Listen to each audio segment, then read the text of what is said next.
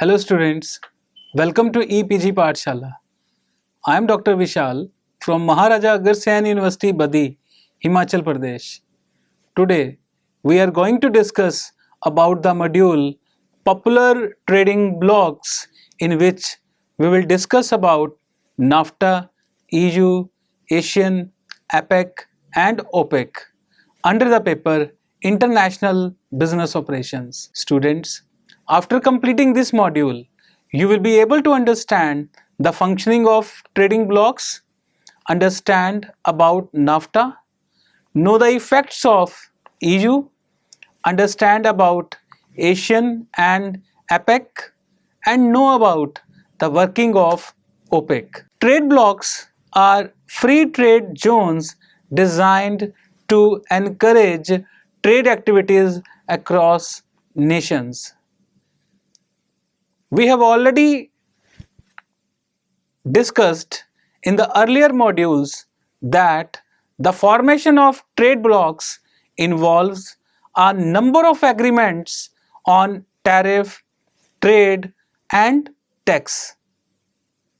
The activities of trade blocks have huge importance in the economic and political scenarios of the contemporary world.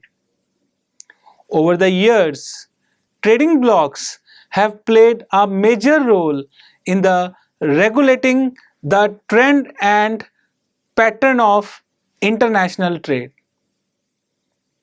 Regional trade blocks protect the interest of the member countries.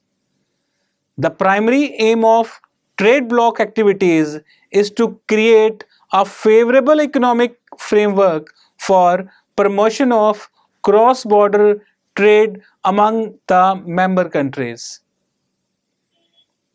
Different regional blocs have come up in the period of economic liberalization in various parts of the world. A particular country may be a member of more than one regional trading bloc. However, in order to do away with the overlapping, such nations are normally put within the most dynamic trade bloc. For better understanding, some of the trade blocs are explained as below. The North American Free Trade Agreement, NAFTA. The North American Free Trade Agreement came into effect on January 1st, 1994. It was initiated by the government of President George Bush, but it was concluded by the Clinton administration. It is fundamentally a trade and investment agreement created with a view to reduce barriers in the flow of goods, services, and people among these three countries. The argument covers goods and services that are either produced in North America or that meet certain local content requirements. For example, a German company manufacturing its product in North America and meeting these standards will qualify for the same benefits as any American company. The agreement eliminated most barriers to trade and investment among the United States, Canada, and Mexico. For some categories of goods, certain agricultural goods, for example, NAFTA promised to phase out restrictions on trade over a few years, but most goods and services were to be freely bought and sold across the three countries' borders from the start. Likewise, virtually all investments, financial investments, as well as investments in fixed assets such as factories, mines, or farms were freed from cross-border restrictions. The areas covered by the agreement are tariff reduction, freer movement of professional among the three countries, financial and direct investment matters, consumer safety, specific issues relating to protection of labor, and specific issues relating to protection of the natural environment. Let's discuss the objectives of NAFTA.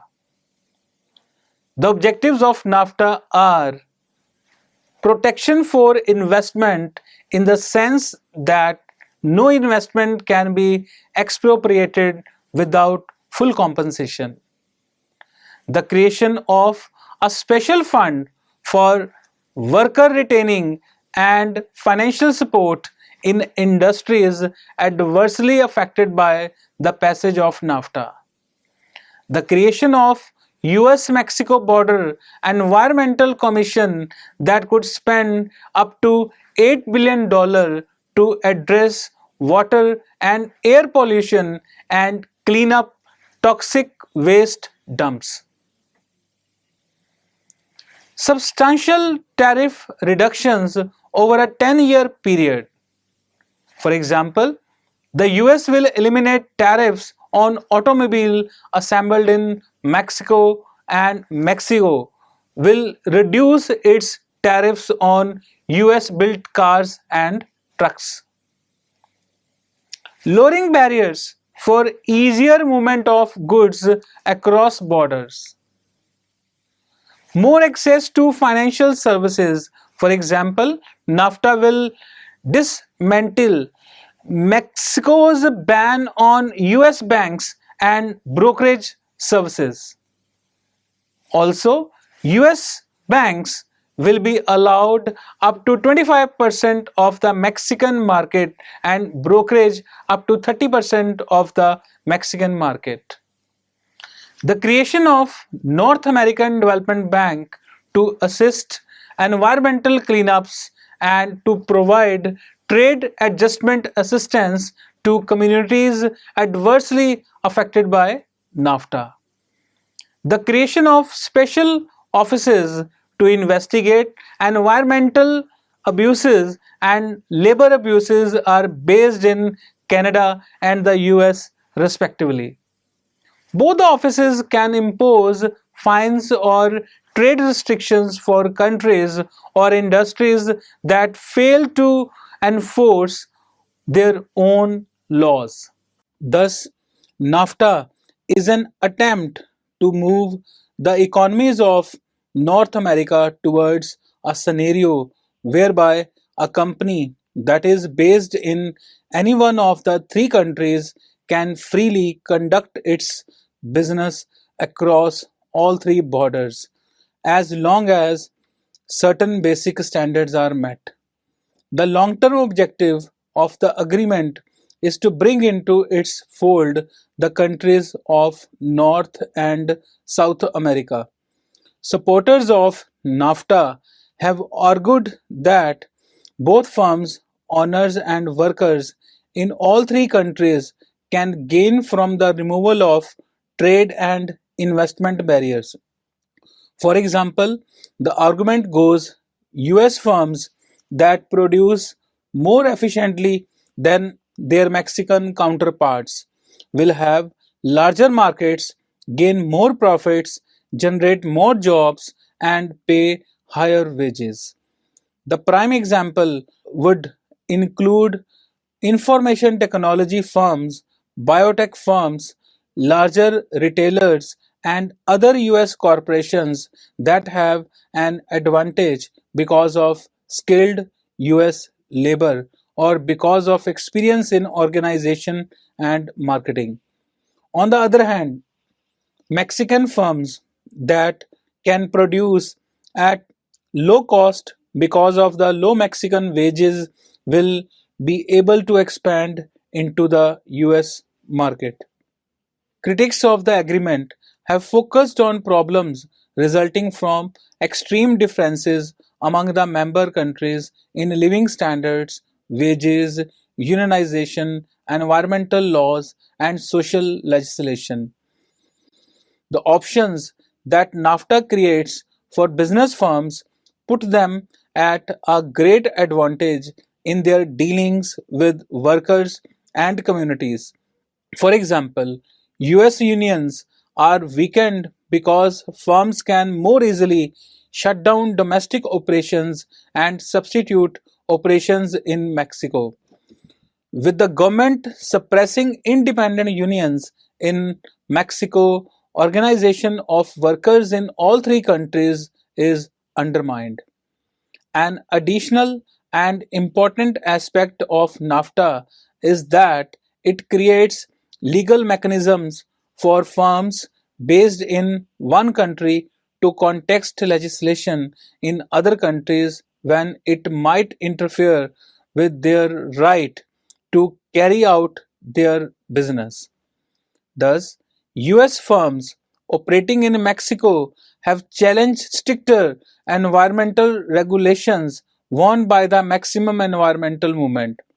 In Canada, the government resigned a public health law restricting trade in toxic PCBs as the result of a challenge by US firm. Canada also paid $10 million to the complaining firm in compensation for losses it suffered under the law. These examples illustrate the way in which NAFTA, by giving priority to the rights of business, has undermined the ability of governments to regulate the operation of their economies in an independent, democratic manner. Open trade within the EU poses less of a threat for wages and labor standards than NAFTA or the WTO. Even the poorer member countries such as Spain, Portugal, and Greece are fairly wealthy and have strong unions and decent labor protections. Moreover, most EU countries, including top economic powers like France, Germany, Italy, and the United Kingdom, are ruled by parties, whether socialist, social democratic, or labor, with roots in the working class movement. This relationship has grown increasingly distant in recent years. Still, from the perspective of labor, the EU represents a kind of best case scenario for freeing trade. The results are nonetheless cautionary. The main thrust of the EU, like other trade organizations, has been trade. Labor standards were never fully integrated into the core agenda of the EU. In 1989, 11 of then 12 EU countries signed the Charter of the Fundamental Social Rights of Workers, more widely known as the Social Charter. Though the Social Charter did not have any binding mechanism, it is described in public communications as a political instrument containing moral obligations. Many hoped it would provide the basis for upward harmonization, that is, pressure on European countries with weaker labor protections to lift their standards to match those of member nations with stronger regulations. Since trade openness was never directly linked to social and labor standards, and the social charter never mandated concrete actions from corporations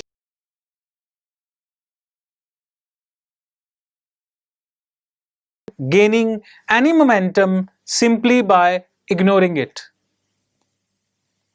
Although European anti-discrimination rules have forced countries like Britain to adopt the same retirement age for men and women, and regional funds are dispersed each year to bring up the general living standards of the poorest nations, the social dimensions of the EU has never been more than an appendage for buying off opposition.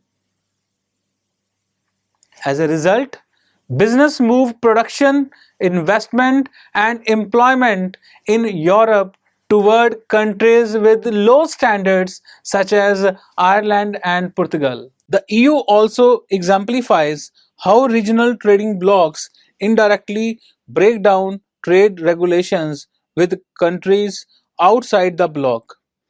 Many European may have hoped that the EU would insulate Europe from the competition with countries that lacked social, labor, and environmental standards. While the EU has a common external tariff, each member can maintain its own non tariff barriers. EU rules requiring openness between member countries, however, made it easy to circumvent any EU country's national trade restrictions. Let's discuss now the Association of Southeast Asian Nations, shortly called as ASEAN, was founded in 1967. The organization sought to promote regional security for its five original members, that is, Indonesia, Malaysia, Philippines, Singapore, and Thailand. After 1975, it focused on counteracting the spread of communism followed the defeat of the US military in Vietnam. Beginning in the 1980s, and especially since the collapse of the Soviet Union, the Asian agenda turned from fighting communism to accelerating economic growth through cooperation and trade liberalization. At the same time, the organization added the remaining countries of Southeast Asia to its member list. Today, ASEAN oversees a cohesive geographical region with a population of nearly 500 million, which is about twice that of the United States, and combined output of nearly $750 billion, which is about one tenth that of the United States. ASEAN has pushed for member countries to open up to international trade and capital, while Singapore grew rapidly beginning in the 1960s and Indonesia, Malaysia, and Thailand grew quickly beginning in the 1970s. High levels of Japanese foreign direct investment pushed the growth rates of these Southeast Asian economies to near double digit levels in the late 80s. Still, in the 90s, increased competition from other developing countries and regional trading partnerships such as NAFTA and EU threatened the stability of these export economies.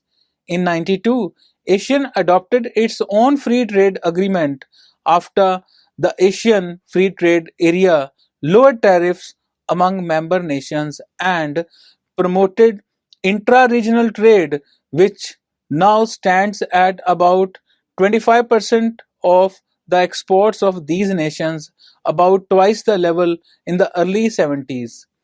In response to the Asian economic crisis, Asian member nations agreed at their 98 summit to further open up their economies, especially their manufacturing sectors, to foreign investment. Ignoring the calls of grassroots movements for controls or taxes on international capital movements, the summit implemented plans allowing 100% foreign ownerships of enterprises in the member countries, duty-free imports of capital goods, and minimum for corporate tax breaks of 3 years. The Asian tradition of non-intervention in the internal political affairs of its member states meant that the organization turned a blind eye to the repression of pro-democracy movement in Myanmar, Indonesia, Cambodia, and other countries in the region. Nor has ASEAN insisted that member nations meet International Labour Organization core labor conventions.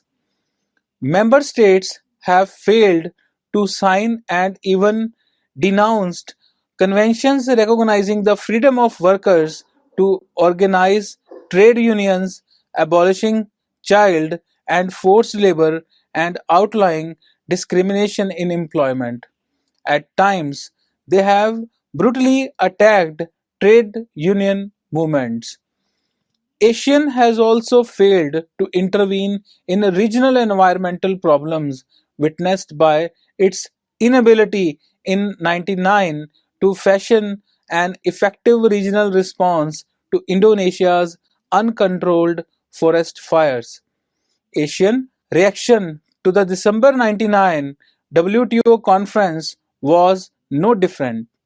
Leaders of Asian nations objected to US calls to include core labor standards as part of trade agreements, insisting that they were an attempt to protect US jobs. And Secretary General of ASEAN complained that United States and other rich countries had not lived up the new WTO textile agreement that would allow Asian garment exporters greater access to first world markets. It is China's entry into the WTO, however, that most threatens Asian interests. China has already replaced Southeast Asia as the favorite location of Japanese foreign direct investment, and Chinese exporters of toys, textiles, and other low wage manufactured products have put Asian exporters under pressure. Unfortunately, the most likely Asian response to Chinese competition will be to further liberalize its own rules on foreign direct investment. Long before this year's WTO conference, Asian member states recognized that their economic interests went well beyond the boundaries of Southeast Asia. In the late 1980s, Prime Minister Mahathir Mohamad of Malaysia called for the formation of a Pan-Asian regional economic bloc to include, along with the Asian countries, Japan, China, Korea, Taiwan, and Hong Kong, the largest investors in South Asia. Mahathir's proposal was met with stiff opposition from the West. At the United States' insistence, the Asia-Pacific Economic Cooperation Forum was formed instead. Asia-Pacific Economic Cooperation, shortly called as APEC, consists of 21 members consisting of China, Hong Kong, Taiwan, Mexico, Papua New Guinea, Peru, Russia, and Vietnam to its 12 founding members. Unlike Asian, APEC members do not form a cohesive region other than bordering on the Pacific. APEC has no formal criteria for membership, but actual or promised trade liberalization is a de facto condition for entry. While commitments made by APEC members are formally voluntary and non-binding, APEC pressures governments to remove trade and investment restrictions faster than they would follow their own agenda. APEC is heavily influenced by large corporations, going so far as to adopt as its official slogan for 1996, that is, APEC means business. While not an official trading bloc, APEC's push for lower tariffs has proceeded further and faster than the WTO's free trade agenda. APEC is calling for free trade among APEC nations by 2010 for developed nations and 2020 for developing nations. In addition, APEC pushes labor market policies guaranteed to impose hardships on workers. For instance, in response to the Asian economic crisis, APEC counseled members countries to maintain flexibility in domestic labor markets. Advice sure to mean lower wages and more layoffs for workers already suffering from the effect of the Asian economic crisis. And while pledging to promote environmentally sustainable development, APEC has done little to combat the depletion of the national resources and deforestation, especially in developing nations. APEC has also insisted that member economies harmonize food and product safety standards, which means high standards are likely to be replaced by the lowest common denominator. The Organization of the Petroleum Exporting Countries, shortly called as OPEC. The Organization of the Petroleum Exporting Countries is a permanent intergovernmental organization currently consisting of 12 oil producing and exporting countries spread across three continents: America, Asia, and Africa. The members are Algeria, Angola, Ecuador, the Islamic Republic of Iran, Iraq, Kuwait, Libya, Nigeria, Qatar, Saudi Arabia, United Arab Emirates, and Venezuela. These countries have a population of more than 515 million, and for nearly all of them, oil is the main marketable commodity and foreign exchange earner. Thus, for these countries, oil is the vital key to development, economic, social, and political. Their oil revenues are used not only to expand their economic and industrial base but also to provide their people with jobs, education, healthcare, and a decent standard of living. The organization's principal objectives are to coordinate and unify the petroleum policies of the member countries and to determine the best means for safeguarding their individual and collective interests, to seek ways and means of ensuring the stabilization of prices in international oil markets with a view to eliminating harmful and unnecessary fluctuations, and to provide an efficient economic and regular supply of petroleum to consuming nations and a fair return on capital to those investing in the petroleum industry. When was OPEC formed? OPEC was formed at a meeting held on September 14, 1960 in Baghdad, Iraq by five founder members: Iran, Iraq, Kuwait, Saudi Arabia, and Venezuela. OPEC was registered with the United Nations Secretariat on November 6, 1962. Who are OPEC member countries?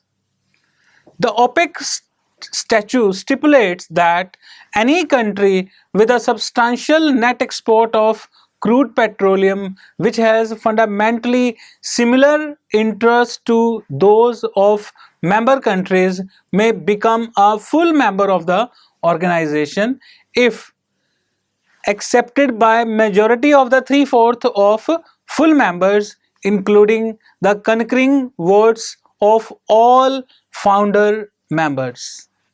The statute further distinguishes between three categories of membership, that is, founder member, full member, and associate member. Founder member of the organizations are those countries which were represented at OPEC's first conference held in Baghdad, Iraq in September 1960, which signed the original agreement establishing OPEC. Full members are the founder members plus those countries whose applications for membership have been accepted by the conference. Associate members are countries which do not qualify for full membership but which are nevertheless admitted under such special conditions as may be prescribed by the conference. The table shows various member countries of OPEC with their joining date and the origin to which they belong. Functioning of OPEC.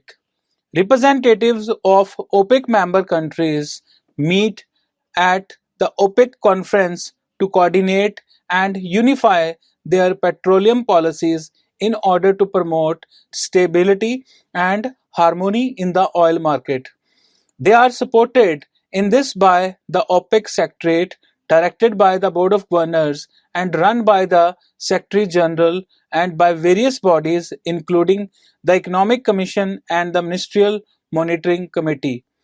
The member countries consider the current situation and forecast of market fundamentals such as economic growth rates and petroleum demand and supply scenarios. They then consider what, if any, changes they might make in their petroleum policies. For example, in previous conferences, the member countries had decided variously to raise or lower their collective oil production in order to maintain stable prices and steady supplies to consumers in the short, medium, and longer term. So, students, let's now summarize what we have learnt in this module. In this module, we have learnt about various popular trading blocks. The trading blocks discussed here are NAFTA, EU, ASEAN, APEC, and OPEC. All these trade blocks have huge importance in the economic and political scenarios of the contemporary world. Over the years, these trading blocks have played a major role in regulating the trend and pattern of international trade. Regional trade blocks protect the interests of the member countries. The primary aim of these trading blocks activities is to create a favorable economic framework for promotion of cross-border trade among the member countries. Different regional blocks have come up in the period of economic liberalization in various parts of the world. A particular country may be a member of more than one regional trading bloc. However, in order to do away with overlapping, such nations are normally put within the most dynamic trade bloc. Thank you very much.